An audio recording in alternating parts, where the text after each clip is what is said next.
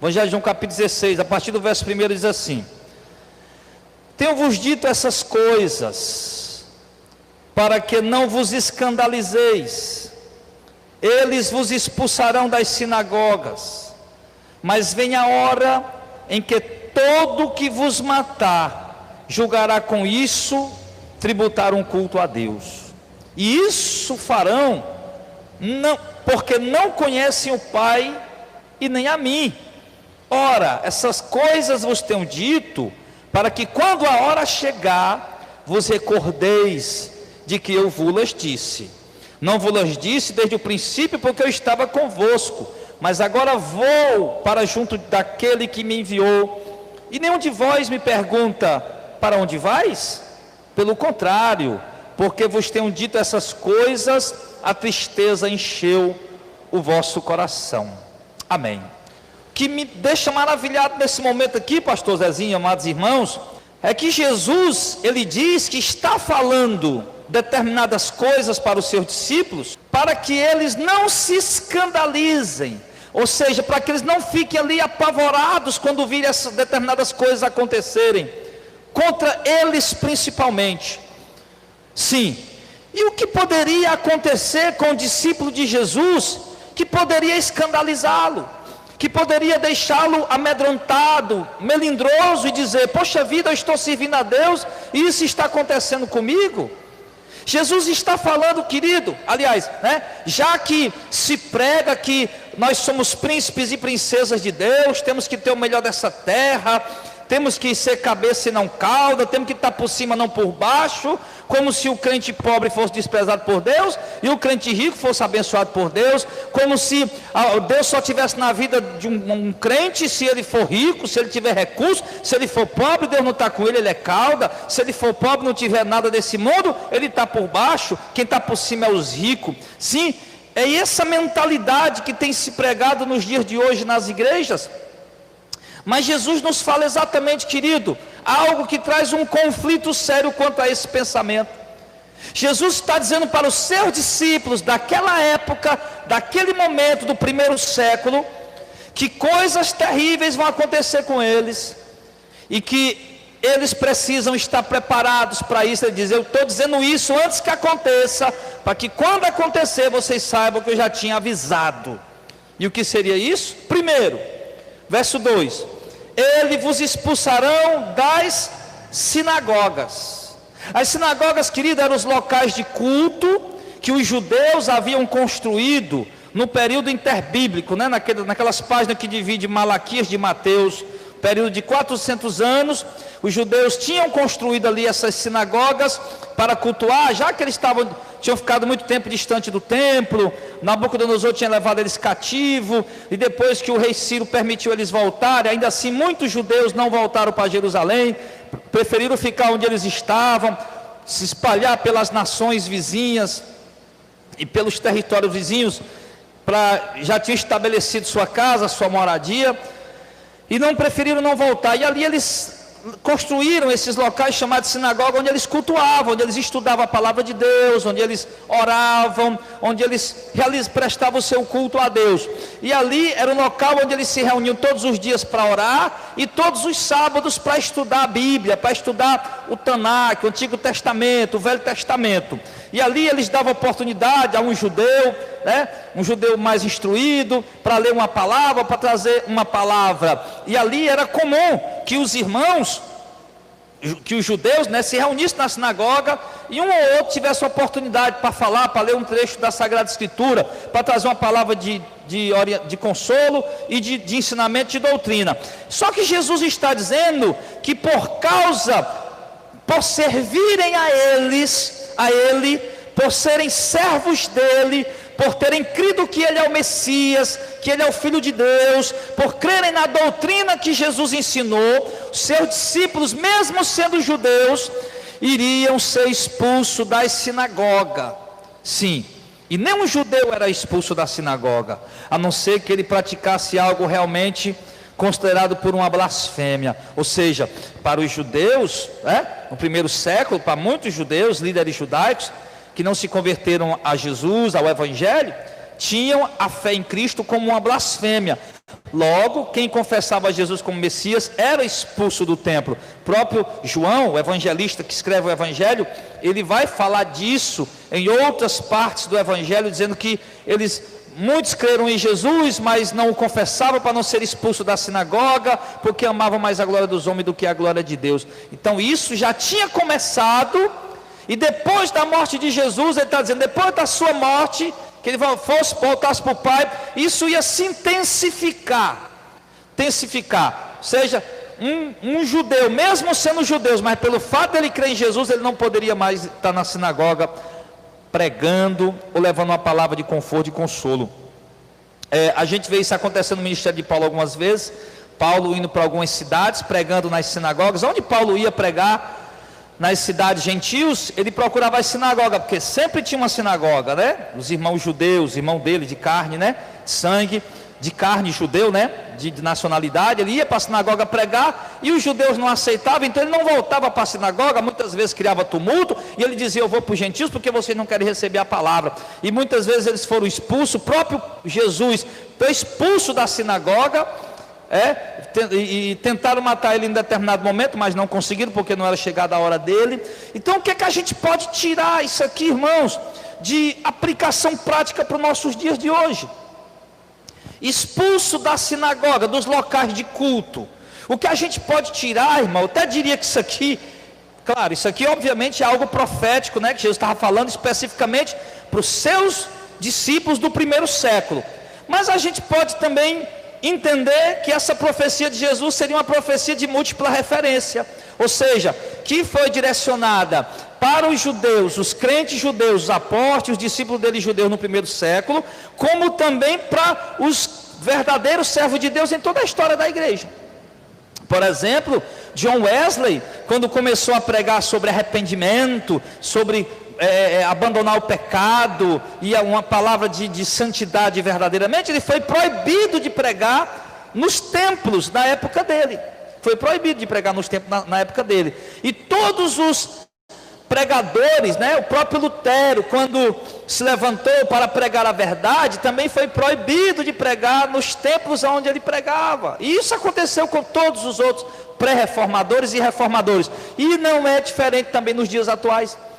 Ontem a gente viajava para Madalena, eu conversava com o Francisco exatamente sobre isso, sobre a questão de agenda, de ter agenda, que quando você começa a se tornar conhecido, as pessoas começam a te convidar para pregar no canto, no outro, e você vai pregar na igreja A, B, C, D, e aquela coisa toda. Só que quando tua mensagem começa a confrontar o sistema, começa a trazer verdades que libertam o povo da escravidão do sistema, começa a trazer verdades que desmascaram os falsos profetas, irmãos, você começa a perder a agenda, você começa, as portas para pregar, pastor Zezinho, nas outras igrejas se fecha. Se eles te chamam no máximo uma vez, nunca mais te chama de lá. Então, ou seja, te chama para pregar lá, e você, a agenda que você tinha tão ampla de pregar em várias denominações, várias igrejas, várias congregações, denominações, agora você não tem mais, porque eles não querem mais você ali por conta da mensagem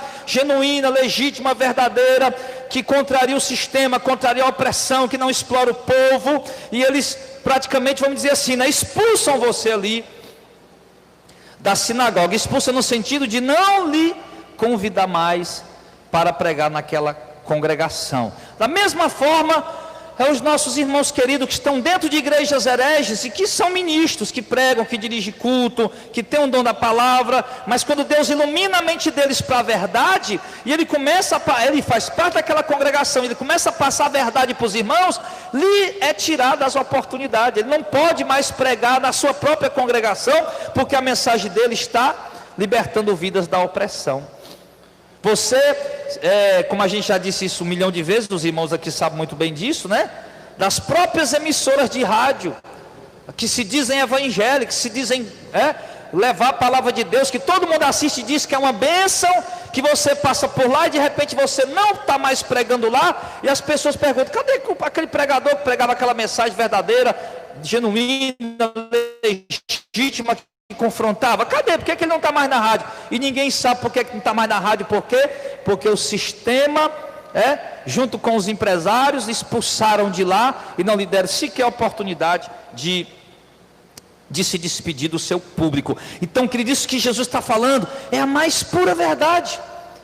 De fato, eles foram expulsos das sinagogas para não pregar. De fato, qualquer um de nós, ou eu, o pastor Zezinho, ou qualquer um de vocês, irmãos, que se proponham a pregar a verdade, irmão, vocês vão ser expulsos, as oportunidades vão ser tiradas, meu irmão, as portas do sistema vão se fechar para vocês, não vão permitir que você pregue lá. Mas como Deus é Deus e quer que sua mensagem seja pregada, Ele sempre vai abrir uma porta para que a trombeta seja tocada e a sua mensagem seja anunciada, porque o povo precisa ouvir a verdade.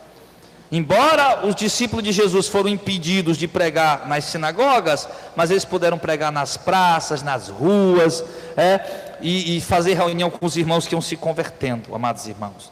Então, por mais que os homens lutem para tirar de nós a oportunidade de falar, se Deus quer que aquela mensagem seja pregada, Ele vai sempre manter uma porta aberta para que ela seja anunciada. Mas o certo é que você não pode ficar triste, desanimado, quando as portas fecharem para você, dentro da sua própria congregação, porque agora você está pregando a verdade de Cristo, ou que você não tem mais agenda para pregar fora, tá? Não ficar triste, porque exatamente Jesus disse que isso iria acontecer com os discípulos daquela época, e a gente vê que acontece também conosco nos dias de hoje. E aí ele continua dizendo que olha o que é, irmãos, um povo que professa crer em Deus, mas é cego. Ele diz assim, além de expulsar da sinagoga, no verso 2, ele vos expulsava da sinagoga, e vem a hora em que todo aquele que vos matar, com isso, acreditará que estará prestando um tributo a Deus. Olha a cegueira espiritual, pastor Zezinho. Jesus dizendo, olha, vai vir a hora, meus discípulos, meus seguidores, que gente vai matar vocês achando que estão prestando um tributo a Deus, achando que estão prestando um culto a Deus. Tão cego eles estão, irmãos. Olha, a gente vê em muitos países do mundo, em nações fechadas para o Evangelho, pessoas que professam sua fé em Deus, que matam cristãos, que matam verdadeiros servos de Cristo só porque eles creem em Cristo. E eles matam o servo de Cristo achando que estão prestando um culto a Deus. Por exemplo, os muçulmanos da ramificação radical muçulmana, que a gente sabe que o muçulmano tem o lado pacífico, tem aqueles irmãos que realmente cultuam a Deus, adoram a Deus, o lado pacífico, são da paz, mas tem uma ramificação muçulmana que ela é totalmente radical. E eles matam pessoas que eles acreditam que são hereges. Eles amarram uma bomba na cintura e chegam no meio de uma multidão que eles julgam que são hereges, e ali eles explodem para matar aquelas pessoas e morrem também, mas acreditando que estão prestando um culto a Deus. Pessoas que perseguem os verdadeiros pregadores do Evangelho, e ameaçam, e até matam mesmo, no Brasil também, achando que estão fazendo um serviço para Deus, irmão.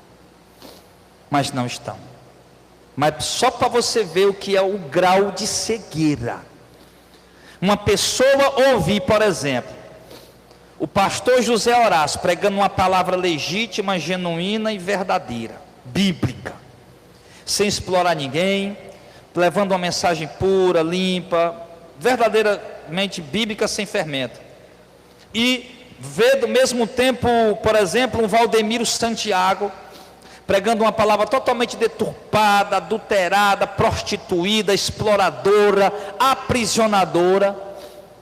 E naquele momento ele vê a pregação do pastor Zezinho confrontando a do Valdemiro, e ouvir as duas, ter a oportunidade de analisar pela Bíblia, e ainda assim abrir a boca e dizer: esse pastor Zezinho é muito confusido. O Valdemiro é quem está pregando a verdade, porque lá ele tem milagre e tem cura. Quer dizer, eles lhes matarão acreditando que estão prestando um culto a Deus. A cegueira espiritual, a falta de conhecimento bíblico, a falta de conhecimento doutrinário, a falta de conhecimento escriturístico, irmão, leva o ser humano a esta ignorância, a defender mais uma bandeira, uma placa denominacional do que o próprio evangelho.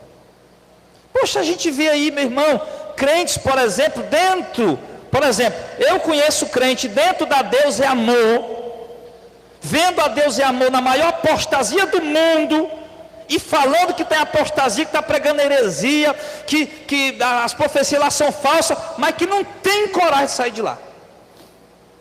Não tem coragem de sair de lá. Eu vejo crente dentro das Assembleias de Deus que apostataram. Faço questão de dizer as Assembleias de Deus que apostataram, porque ainda tem Assembleia de Deus bíblica, boa. Então olha a distinção, tá bom? Assembleias de Deus que apostataram. Não estou generalizando, como vocês muitas vezes fazem questão de dizer que eu estou, né? Mas enfim, crente lá dentro da Assembleia de Deus que apostataram, que priorizam a teologia da prosperidade,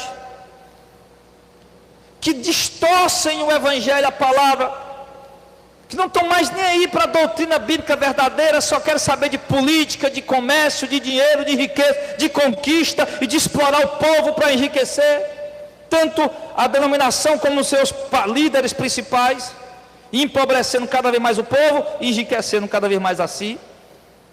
E crente lá dentro, vendo esse desmanteiro, essa apostasia, essas heresias, meu irmão, mas não, é a minha igreja, a minha Assembleia de Deus, aqui nasci, aqui vou morrer e daqui não saio. Está errado, aí é heresia, é apostasia, eu sei, mas eu não saio, minha Assembleia de Deus. Isso Jesus está falando. Gente, irmão, que fazem qualquer coisa, contrariando a palavra de Deus e acreditando que ainda assim estão prestando um tributo a Deus. Então a gente vê aqui Jesus falando aqui de uma cegueira espiritual. Gente andando na contramão da verdade do evangelho, na contramão da verdadeira doutrina, para seguir uma denominação e achando ainda assim que estão cultuando a Deus e na verdade não estão. Os cultos prestados na maioria das igrejas evangélicas hoje, meu irmão, não são prestados a Deus. Os cultos oferecidos, meu irmão, na maioria esmagadora das igrejas evangélicas hoje, não são oferecidos a Deus, são oferecidos ao homem. É só você prestar atenção, os louvores giram em torno de quê? Que nós nem podemos chamar de louvor, músicas. Gira em torno de quê? Do homem. O homem é o centro. O louvor é para adorar o homem. O louvor é para massagear o ego do homem, é para trazer uma palavra de vitória para o homem. Não é um culto prestado a Deus. A palavra não traz uma doutrina, não traz um ensinamento. A palavra também é antropocêntrica, é o homem no centro, é para adorar o homem, é para engrandecer o homem, é para exaltar o homem. Deus vai te fazer grande nessa terra, Deus vai te fazer princesa, Deus vai te realizar isso, vai te fazer aquilo, vai te dar isso, aquilo, outro. Palavras totalmente humanas, um culto prestado para o homem. É isso que está acontecendo, a cegueira espiritual. E o povo está lá participando disso, as multidões aglomeradas, abarrotadas nas campanhas sem sentidos, sincréticas, dos amuletos, irmãos idólatras, distribuídos nas igrejas evangélicas. E o povo está lá, meu irmão, cultuando a um Deus que não é o Deus verdadeiro, mas acham que estão cultuando a Deus.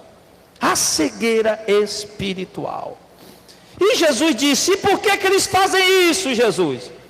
Deturpa o evangelho, distorce a palavra, adultera a tua palavra, mercadeja os teus dons. E ele diz: por quê? Verso 3: isso farão porque não conhecem nem o Pai nem a mim. Está aí a resposta. Só fazem isso porque não conhecem a Deus nem a Jesus, mas acham que conhecem. Pensam eles que conhecem. Mas é interessante a cegueira espiritual. A cegueira espiritual é como quem vai andando num caminho, tendo certeza que vai chegar no lugar que ele quer, e que na verdade vai chegar no outro. Eu tenho um exemplo prático, que eu tive mais o Calbi, né? O diácono Calbilém Madaleno, missionário Calbilém Madaleno. A gente fomos, estava lá, Calbilém, lá para aquele lugarzinho lá, aquela moitinha que a gente gostava de orar, né? Aquele morrozinho lá, na verdade não é a gente chamava de um montezinho, mas não era um monte, é só dentro do mato. Um local bem reservado, tranquilo. Vamos lá para a gente ir lá orar. Nunca mais a gente foi. Aí fomos, eu peguei o carro, o Calbi comigo, e a gente foi na estrada. Fazia muito tempo que eu não ia. Nós pegamos o caminho, pastor Zezinho. E o Calbi disse: não, pastor, não é por aí não, você tem que estar à esquerda. Eu disse: não, Calbi, é por aqui, rapaz. Você acha que eu não sei? Eu fui lá 1000 vezes, irmão. Eu ia lá de manhã, ia lá de tarde, ia lá de noite orar. Quando eu queria ficar só, eu corria para lá. E o Calbi dizendo: não, pastor, não. Eu disse: Calbi, você é teimoso, homem, pelo amor de Deus. É por aqui. Aí o Calbi escalou, se eu fui. Aí quando eu fui, meu irmão, cheguei no lugar errado. Eu digo: é, Calbi, você estava certo. Assim é o homem cego espiritualmente. Ele tem certeza, ele tem convicção absoluta, e ele teima que está no caminho errado. E a Bíblia tentando abrir os olhos dele, tentando alertar ele, meu irmão, mas ele insiste em andar no caminho errado. É isso que Jesus está falando. E por quê? Porque não conhece o Pai e nem a Jesus. E ainda surgem os pregadores dos dias atuais dizendo: a Bíblia é um jornal velho. A Bíblia é toda alegórica, tem que ser interpretada toda alegórica, não pode ser interpretada de maneira alguma de modo literal, sendo que a Bíblia tem a linguagem profética, a linguagem alegórica, a linguagem literal, e precisa se entender o sentido de cada texto que está lendo. Mas eles fazem isso porque não conhecem a Deus, e nem ao Pai, nem ao Filho. Sim, e Jesus disse: eu estou dizendo essas coisas antes que aconteça. Eu não disse desde o princípio porque eu estava com vocês, mas agora eu tenho que dizer, porque eu estou indo para junto do meu Pai, e vocês vão ficar aqui. E nenhum de vocês me pergunta para onde eu vou, porque eu sei que vocês estão tristes. Sim, há tristeza no coração de vocês. Então, concluindo a mensagem, irmão, tá? Depois a gente vai continuar esse capítulo de João, né? Do Evangelho de João. Mas, para concluir, Jesus está dando as últimas instruções do seu discípulo, dizendo o que ia acontecer, e aconteceu com os discípulos dele, no primeiro século, no segundo, no terceiro, no começo do quarto século. Aí depois parou um pouco, depois voltou de novo a acontecer, depois parou um pouco de novo, do século XVI, aí depois voltou de novo, e nós estamos vivendo isso mais uma vez, aonde a cegueira espiritual é muito grande. Não é, quando eu digo parou, eu digo assim, parou naquelas questões de proporções maiores, né? Aí depois diminuiu de novo, depois voltou de novo, depois diminuiu de novo, e agora a gente está vendo de novo esse tempo. Nunca se viveu um tempo na história da igreja de tamanha cegueira espiritual como estamos vivendo hoje. Nunca se viveu um tempo de ignorância bíblica doutrinária como estamos vivendo hoje. Nunca se viveu um tempo em que se presta um culto ao homem, a demônios, achando que estão prestando a Deus, principalmente, repito, nas igrejas evangélicas. Mas aqueles que, e o povo cego, dando a vida por aquilo, mas aqueles que verdadeiramente têm a revelação de Deus, o Espírito Santo, meu irmão, esses terão suas prisões abertas, suas correntes rompidas, quebradas, tá? Para seguirem de fato a Jesus, ao Senhor, porque conhece ao Pai e conhece ao Filho. Então, eu quero convidar os irmãos nesse momento, sentado mesmo, vocês a curvarem suas cabeças, fazemos uma oração. Deus, obrigado por esse momento precioso com nossos irmãos na manhã desse dia, que essa palavra possa surtir grande efeito na vida de todos nós, que o Senhor venha nos encher da Tua luz, da Tua glória, que essa palavra possa chegar aos lugares que ela precisa chegar e trazer a libertação que só ela pode trazer. Em nome de Jesus, conduz nossos caminhos, nossos passos, ó Pai, e que o Senhor abra a mente do Teu povo. É isso que nós te pedimos e te agradecemos. Fica conosco nesse dia, abençoa o culto logo mais à noite, continua falando conosco. Obrigado por ontem ter estado na congregação de Madalena com os irmãos, obrigado por tudo. E que a boa mão do Senhor permaneça sobre nós hoje e sempre, em nome de Jesus, amém, graças a Deus. Então, meus queridos,